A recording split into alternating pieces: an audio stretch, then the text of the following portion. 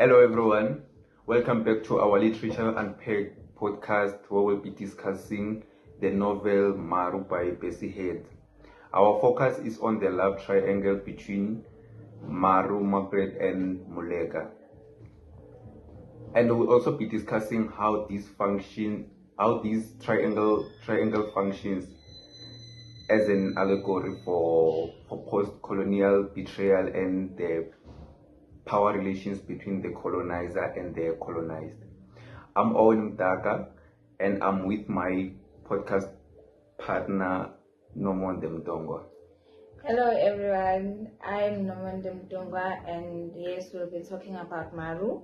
Maru is a novel written by Bessie Head, a South African writer who was born by a white mother and a black dad in Pietermaritzburg during apartheid, which defined her life and work. She was then separated from her mother due to the racist law back then, and she later moved to Botswana, where she wrote and published Maru in 1971. Maru takes place in a fictional village of Dilepe in Botswana, where the Masawa people are looked down upon by the rest of the society, who call them Sans or Bushmen. Despite living together, the Tswana majority continually enslave and mistreat the Masawas. Also, the main character of the novel is Margaret Cardmore, a Masawa woman who was adopted and educated by a white missionary, Margaret Cardmore, which seemed to be a namesake, no? Yeah, it seems to be a namesake because Margaret Sina named Margaret Jr., which suggests the continuation of her values. Margaret Cardmore Senior's values, dignities, independence, and non-racial beliefs are passed on to Margaret Cardmore Jr. Through the name. Yes. So regardless of Margaret's talent and dignity, she's aware that her white neighbors sees her as an inferior because of her race differences. So she becomes a teacher at Dilepe, and her background quickly creates conflict with others. She is also caught up in a love triangle along with Maru and Muleka. Muleka is well liked by the society, and Maru is going to become the future chief of the Dilepe village. Maru and Muleka are both attracted to her. Yet the way they react shows important reflections on the society's race and power. So yeah, Margaret is more than just a romantic figure in the story, She represents the colonized subject. She is strong and dignified, but reduced by the prejudice of the society. Her arrival makes the village and these two gentlemen, Maru and Muleka, face their inner racism. Muleka was the first to fall in love with Margaret. Yes, yeah. He is kind to her, and he acknowledges her as a normal human being. We can see, you remember when Margaret arrived at Dilepe, Muleka was the one who gave her the accommodation, and also he gave her the bed. Yes. And I think it's in the novel where Bessie Head writes, she was to him and did not care whether she was Masawa or not. However, as soon as Margaret's identity revealed, Muleka began to step away, even though he said he cared, but then his behavior did not reflect that. He was worried that he was going to be judged by the society and others. So, in this sense, Muleka portrays the sympathetic yet uninvolved liberal elites. He says he respects the colonized, yet he is unwilling to challenge the established order. Yeah. His failure can feel like he has betrayed Margaret because he was emotionally attached without courage to fight for injustice. Yeah, Maru, on the other hand, is more complex and more dangerous than Muleka. He is drawn to Margaret, and unlike Muleka, he stays the relationship. After marrying Margaret, he takes her away from the public, making her part of his life. We can interpret this as an act of loving or controlling. And I see that we can see in the novel where Bessie Head writes, he had chosen her as one might choose a weapon quietly, strategically. Yes. Although Maru claims to be a revolutionary, his way of working are very careful and strategic. He takes hold of his position in the society by welcoming Margaret into his life.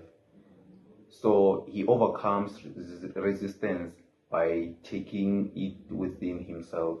So yeah, this relationship is not based on love, but we can say it's based on power. Okay, to add on that, we can say Maru is strategical and what's this, manipulative. He also used Dikeledi is his sister. Yes. As one of his strategies to get through Margaret, because Dikeledi and Margaret were close friends back then. Yes, and then both Maru and Mulega, they break their trust with Margaret, although they act differently. Mulega abandons Margaret, and then Maru silences her autonomy. Yes, her true feelings are overlooked, and she is made a symbol to gain power in politics. The story's love triangle symbolizes the influence of post-colonial ideologies. Margaret belongs to the oppressed group, the colonized, whose the words are usually drowned out by those with power or authority. So they tend to act for her rather than leading her to act for herself. When you look at Maru's leadership, he mirrors the colonial rule.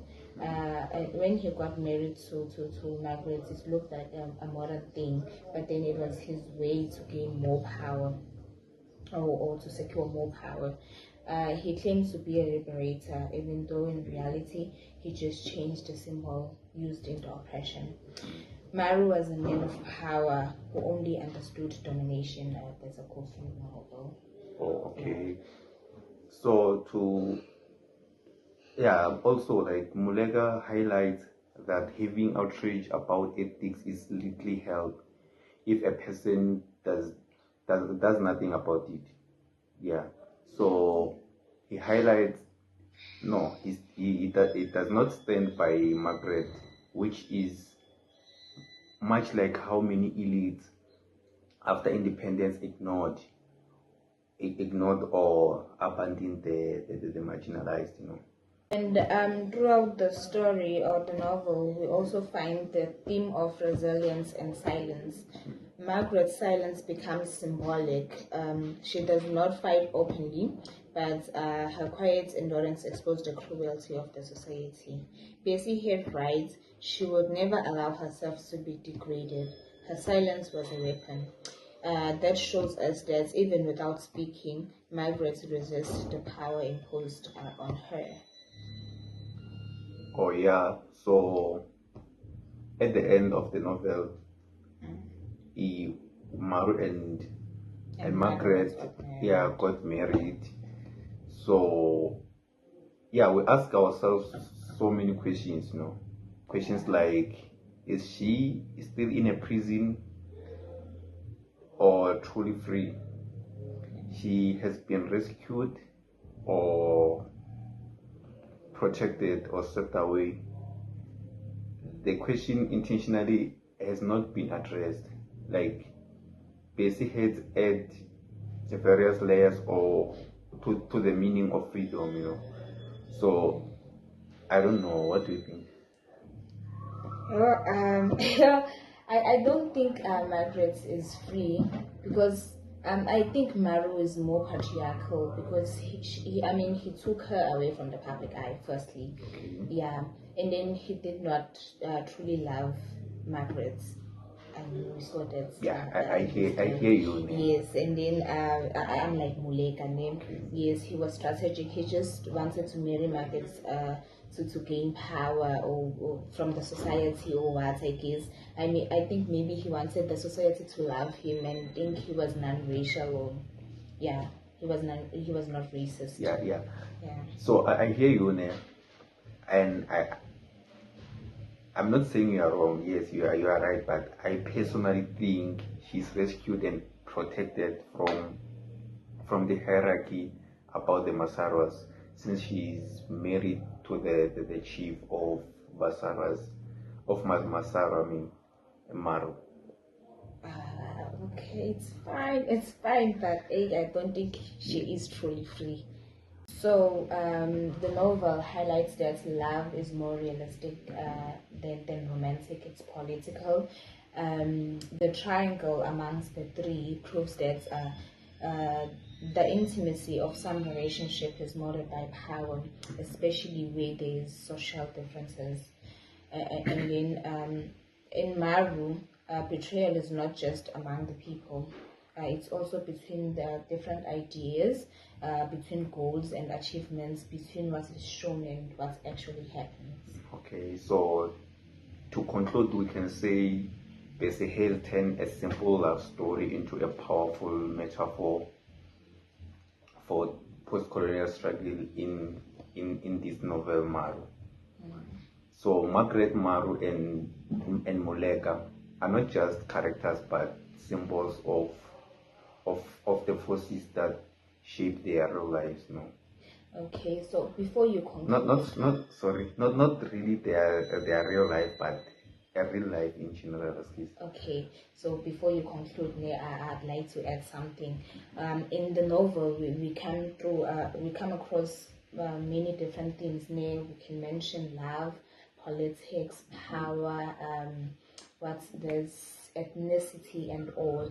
But what's more important, we forgot to mention, it's Dikeledi and the relationship of Dikeledi and Margaret.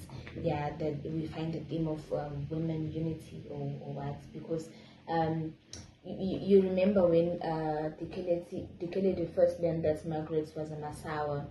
Instead of distancing herself, she chose to stay with Margaret. She even suggested that she hides her identity, and yes, because she looked like a colored. Yeah, and then the novel also teaches us that love and politics, just like many other things, can never be neutral. And then we also learn that betrayal doesn't always look like conflict. Some betrayals are hidden in power, silence, and control. Yeah.